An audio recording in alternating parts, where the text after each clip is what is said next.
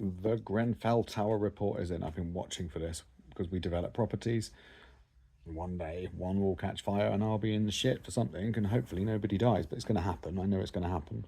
First things first, as a property developer, or let's say any person that does anything of significance, something bad is going to happen one day. If you've got lots of staff, they're going to have issues with their lives, deaths, things like that. If you've got lots of buildings, at some point one of them's going to burn down, right? Just a matter of numbers. The Grenfell issue is particularly harrowing, as we all know, and I already have my views on it, and they have been cemented somewhat. What are you doing? Can I do a video, please? Please? Please? Please? Right, go lie down. Hi. So, Grenfell, my opinion on it was and is that nobody is responsible except the manufacturers of the cladding. Because if I say, let's change subject, if I buy pink fireboards, which are fireproof, and put them in fire protected areas, and then there's a fire and those fireboards fail, is it my fault? No. Is it building control's fault, who checked that I'd used the right fireboards, and the fire assessor's fault, who checked that I used the right fireboards and had the right fire mitigation things in? Or is it the thing that failed that should have passed the fire test? Or fire doors even? If fire doors have lots of rules around the fitting of them and checking of them and things like that. If they fail during a fire because of a manufacturing defect, then it's the manufacturer. You can only fit what you're given. And at Grenfell, what happened is the cladding wasn't as fireproof as it was claimed. So they've put together quite an interesting thing here, saying about these people failed, those people failed, and of course the reaction could have been better and there's things to look at. But this actual cause, and it says here on a bullet point on the BBC website, manufacturers of the cladding engaged in a systematic dishonesty, the chairman said, also accusing them of misleading customers about their safety. That's criminal. That's criminal. Yeah, and they're talking about dishonesty and greed, but who gives a fuck? Who's criminally lied about the fire protection given by these products? The Royal Borough of Kensington and Chelsea's tenant management organisation manipulated an appointment process for its favoured architect, who had no experience of installing cladding on high-rise buildings.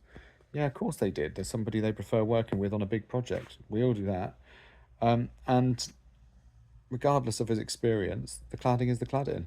And there was a chronic lack of leadership at London Fire Brigade. Right, let's stop there. The fire people dealing with that, we all saw the videos. That's a difficult job for them to do. And I thought they did very well. But maybe they could have been a minute better here, a minute better there, had a bit more, whatever. That's all for review. But to say chronic lack of leadership for that surprise outcome, I don't know about that. I do not know about that. Yeah. Anyway, the cladding, that's the important thing. Manufacturers sold items that weren't suitable. And now, by the way, there's plenty of blocks of flats that are stuck with what has now been discovered to be substandard cladding that people are having to. Well, firstly, there are people that are in leasehold apartments unable to get out because they can't sell. There's groups of residents having to get together in towers and pay themselves to replace external cladding, a few grand per flat, which is a lot for people that live in flats. Yeah. And also, why aren't the manufacturers paying? If they sold substandard goods that was advertised and sold, why isn't trading standards involved in that? Why aren't they getting refunded? Why aren't they not having that sorted out? It's really ridiculous. But anyway, the Grenfell report is in. They're talking a lot of shit. But the main subject and point is, I'm going to read it again, actually. I'm going to read it again. Manufacturers of the cladding engaged in systematic dishonesty and misleading customers about their safety. Systematic dishonesty. That is incredible. Incredible. 72 deaths through systematic dishonesty, misleading customers about a safety item. Lifetime imprisonment for the people involved would be reasonable, considering the risks. They knew that multiple people were going to die at some point from what they did. The people who knowingly partook in that need to go down for the rest of their lives. Will they? No. Not even close. The world's biggest criminals by fines paid are Pfizer, $4.1 billion they've done in fines. That was before COVID. Now probably more, including things like manipulating test results, falsifying results, giving medications they knew were harmful, killing millions of hundreds of thousands at least of people in vast swathes of things like Africa.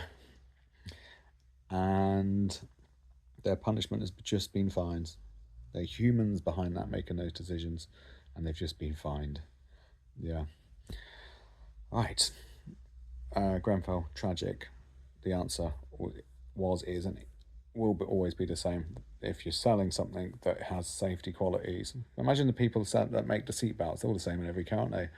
And they don't work. I'm like, yeah, we knew.